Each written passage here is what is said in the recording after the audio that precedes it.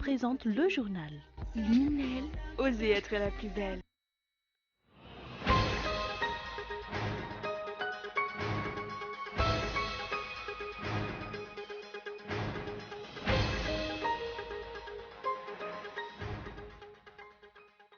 Le statut d'opposant du parti Malagas Meramieng reste en suspens. Le secteur de l'éducation est également affecté par la corruption. Manuel Valls ne perd pas de temps, premier grand meeting demain dans le Doubs.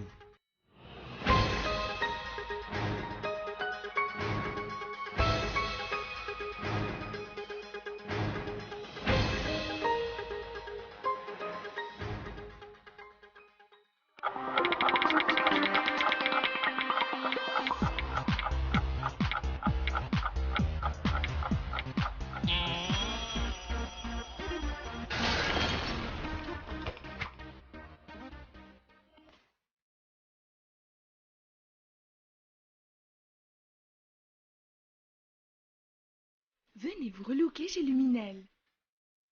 Luminel, coiffure tendance, extension cheveux, coloration, lissage brésilien, maquillage, extension cils. Pédicure, manicure, onglerie. Luminel Béorir, vers escalier 1 4 foot. L'avant-center, 4e étage, box 418. Luminel, osez être la plus belle.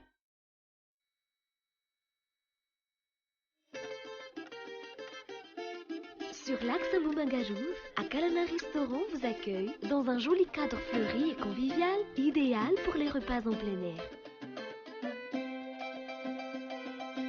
Avec une terrasse offrant une vue imprenable sur la colline, Akalana propose des mets malagas, de succulentes grillades et d'autres spécialités. L'endroit propose aussi différentes distractions, la pétanque, le ping-pong et divers jeux de société. Enfin, le local peut accueillir les anniversaires, fiançailles, baptêmes et diverses réunions. Akalan, mapa fichan ma Malagasy.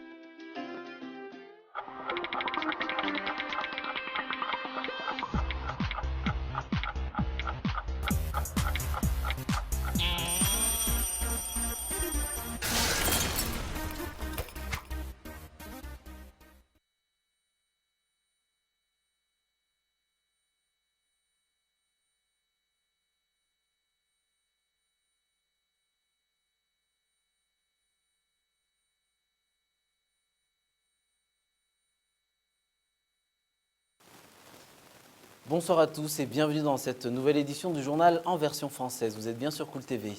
Ouvrons l'actualité sur de la politique. Le statut d'opposant du parti Malagas Meramieng reste en suspens.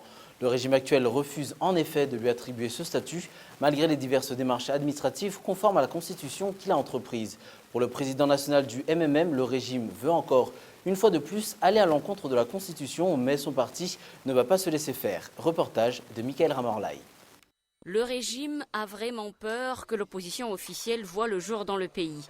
Jusqu'à maintenant, la lettre adressée par le parti Malagas Meramieng au président de l'Assemblée nationale, dans laquelle il a revendiqué le statut d'opposant, n'a toujours pas été transmise à la Haute Cour constitutionnelle. Adzu Andjenen Arvelu, président national du parti MMM, accuse le régime. Le parti Malagas Meramieng a réuni la presse aujourd'hui pour informer le public et l'opinion en général que malgré ces diverses approches et les démarches administratives conformément à la Constitution et à la loi, à ce jour, donc, notre statut d'opposant reste en suspens parce que le régime, via l'Assemblée nationale et le gouvernement, nous refuse ce statut, comme je le disais tout à l'heure, conforme à la Constitution. Il va sans dire qu'avec cette situation, le mot retour à l'ordre constitutionnel est un vain mot, car à ce jour, aucune des dispositions constitutionnelles, à savoir la Haute Cour de justice, le statut d'opposant, la nomination du Premier ministre, etc., n'ont pas été respectées par ce régime. Et c'est pour ça que nous, Madagascar-Amiens, nous nous levons pour assumer le rôle d'opposants démocratiques pour la défense des intérêts de Madagascar, mais surtout pour la défense de la démocratie à Madagascar. Parce que, vu l'allure que prennent les choses aujourd'hui, nous craignons fort que Madagascar s'achemine vers des tensions qui ne pourront qu'amener des répercussions négatives sur la vie de la nation. Le parti Malagasy Miaramieng a décidé il y a quelques semaines de se ranger du côté de l'opposition, étant donné que rien ne va dans le pays. Pour éviter que la situation ne dégénère, le président national de ce parti interpelle une dernière fois les tenants du pouvoir. Nous appelons les uns et les autres à encore respecter la loi, si c'est encore possible, pour éviter que Madagascar ne sombre dans une crise qui n'apportera rien de bon au pays. Face à la sourde oreille que manifestent les dirigeants actuels, le parti Malagasy Miaramieng ne compte pas rester les bras croisés. La population n'a pas eu son mot à dire concernant l'élaboration ou la répartition du budget de l'État pour l'année 2017. Un budget dans lequel le volet social est négligé, souligne le président du groupement parlementaire VPMMM. Reportage de Michael Ramarlay. Le groupement parlementaire VPM-MMM dénonce la gabegie des deniers publics. Il regrette que seulement une petite partie du budget 2017 ait été allouée au secteur social. Le budget n'a pas considéré les besoins spécifiques de la population. Par exemple, seulement 4% de ce budget est alloué à la décentralisation, alors que nous avons commencé à évoquer l'importance de la décentralisation depuis la 2e et la 3e République. La décentralisation est la seule qui pourra garantir le développement dans chaque région. En outre, seul 1% du volume budgétaire a été affecté au social.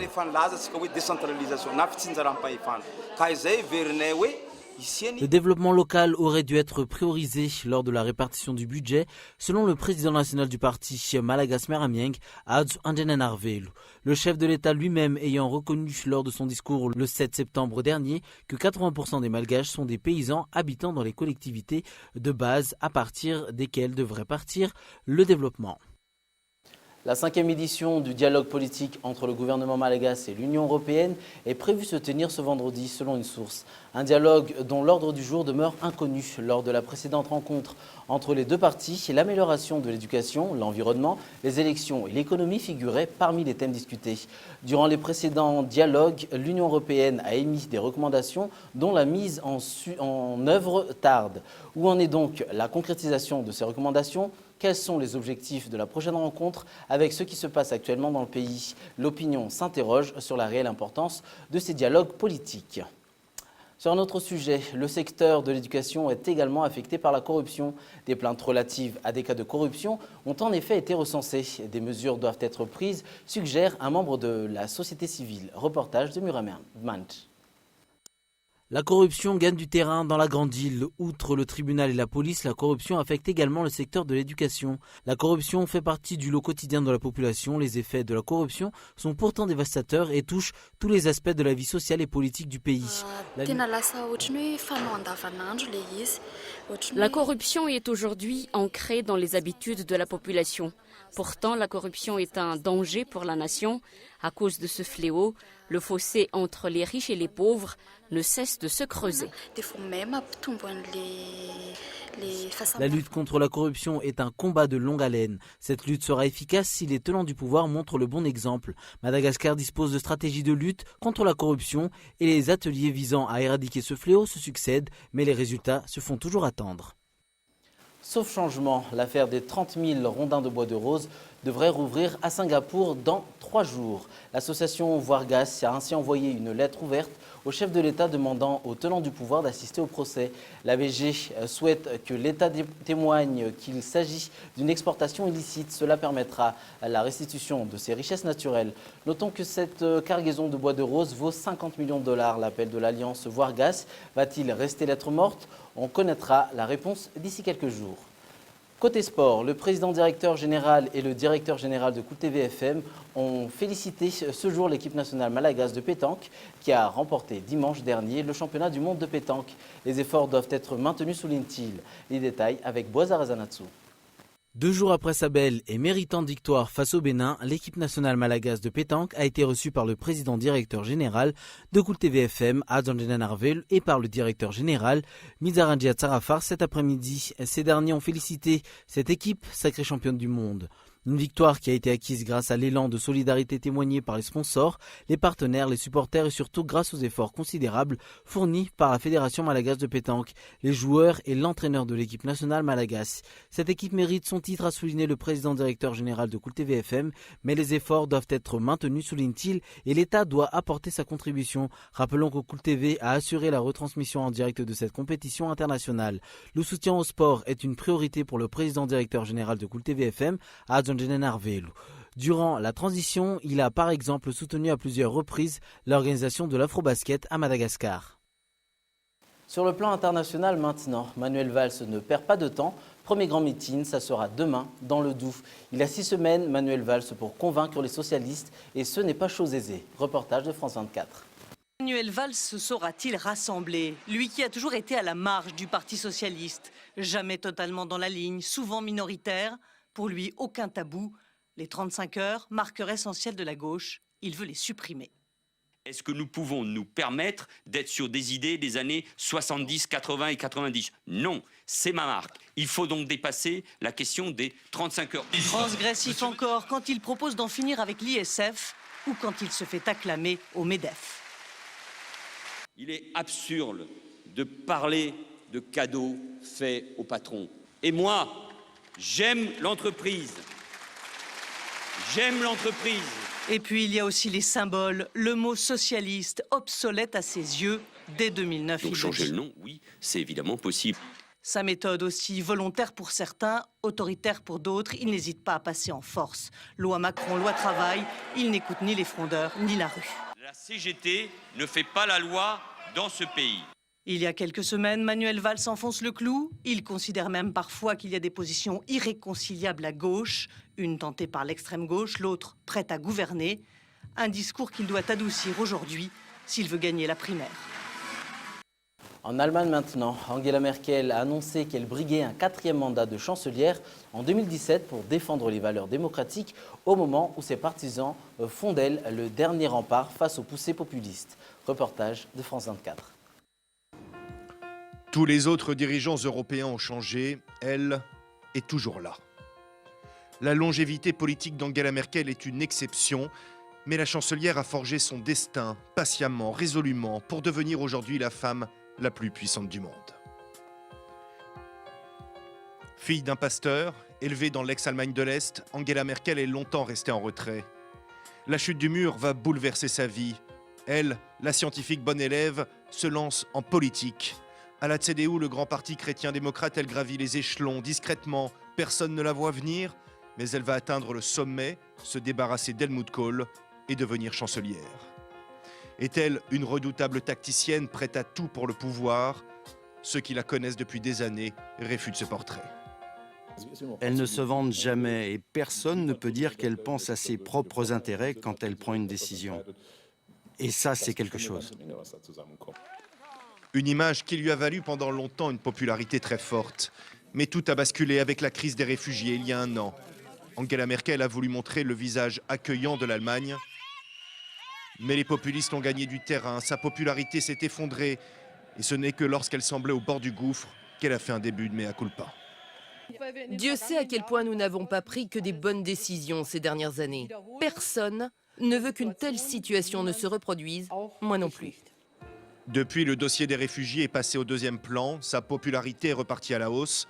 L'instant est à l'avantage de la chancelière, mais le chemin vers un 4e mandat est encore long.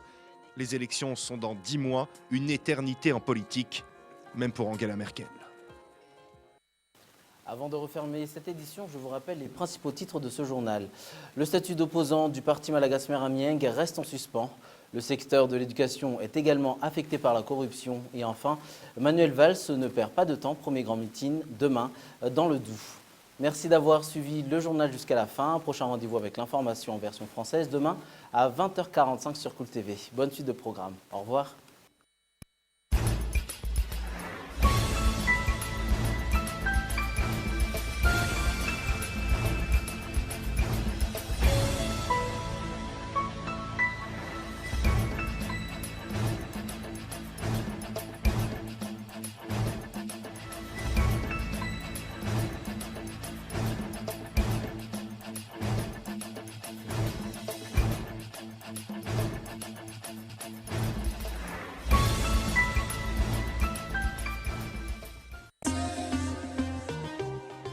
Venez vous relooker chez Luminel. Le journal vous a été présenté par Salon de beauté Luminel. Luminel, osez être la plus belle.